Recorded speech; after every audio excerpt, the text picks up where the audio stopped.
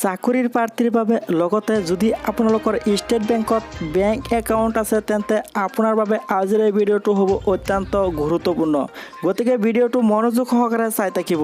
ভিডিঅ'টো ভাল পালে লাইক কৰিব, চেনেলখনত নতুন হ'লে চেনেলখন ছাবস্ক্ৰাইব কৰি ল'ব এনেধৰণৰ লেটেষ্ট আপডেট সকলোতকৈ আগতীয়াকৈ পাবৰ বাবে।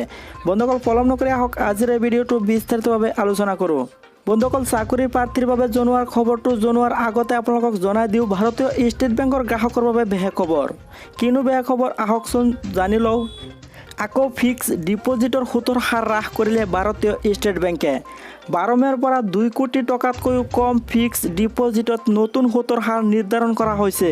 ইতিমধ্যে 3 বছৰৰ পৰ্যন্ত ফিক্স ডিপজিটৰ সুতৰ হাৰ 0.20% কম কৰিছে SBIয়ে। বেংকৰ তৰফৰ পৰা এই সন্দৰ্ভত জাৰি কৰা হৈছে এখন জাননী।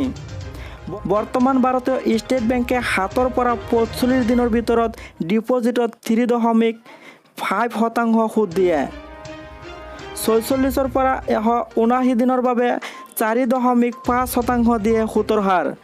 80 পৰা এবছৰলৈকে ফিক্স ডিপজিট কৰিলে 5% দিয়ে সুতৰ হাৰ। 12 মে'ৰ পিছৰ পৰা 7 পৰা 45 দিনত 3.3%, 46 পৰা 179 দিনত 4.3%, 180 পৰা 210 দিনত 4.8% সুদ পাব আপোনালোকে বৰ্তমান সময়ত।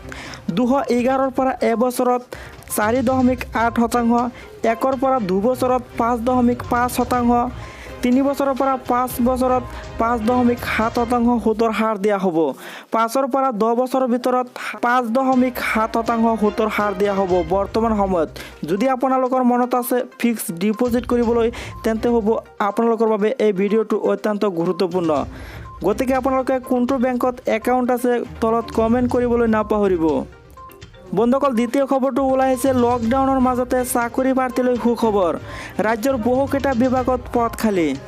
লকডাউনৰ মাজতে চাকৰি প্ৰাৰ্থীৰ বাবে আছে বহুকেইটা ভাল খবৰ। ৰাজ্যৰ বহুকেইটা চৰকাৰী আৰু বেচৰকাৰী অধীনস্থ বিভাগত খালী হৈছে পদ।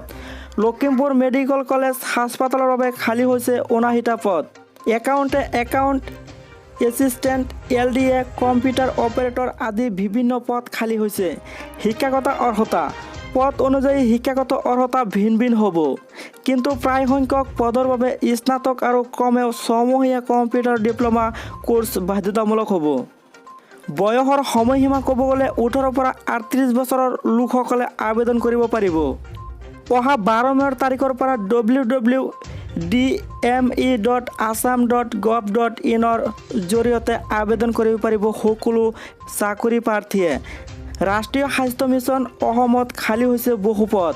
ৰাষ্ট্ৰীয় স্বাস্থ্য মিছনত 233টা consultant, program coordinator, quality consultant, জিলা একাউণ্ট মেনেজাৰ, জিলা ডাটা মেনেজাৰ, হাস্পাতাল এডমিনিষ্ট্ৰেটৰ আদিৰ পদ খালী হৈছে।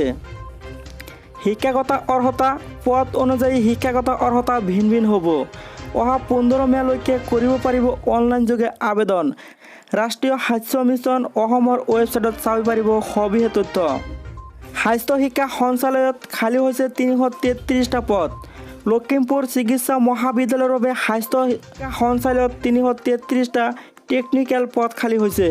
Nurse, laboratory technician, authentic technician, radiographic technician ইত্যাদি পদ অনুযায়ী শিক্ষাগত অৰ্হতা ভিন ভিন। অসম কৃষি বিশ্ববিদ্যালয়ত খালী হৈছে পদ। অসম কৃষি বিশ্ববিদ্যালয়ত ছিনিয়ৰ প্ৰজেক্ট এছ'চিয়েট, ফিল্ড ৱৰ্কাৰৰ পদ খালী। পদ অনুযায়ী শিক্ষাগত অৰ্হতা ভিন ভিন।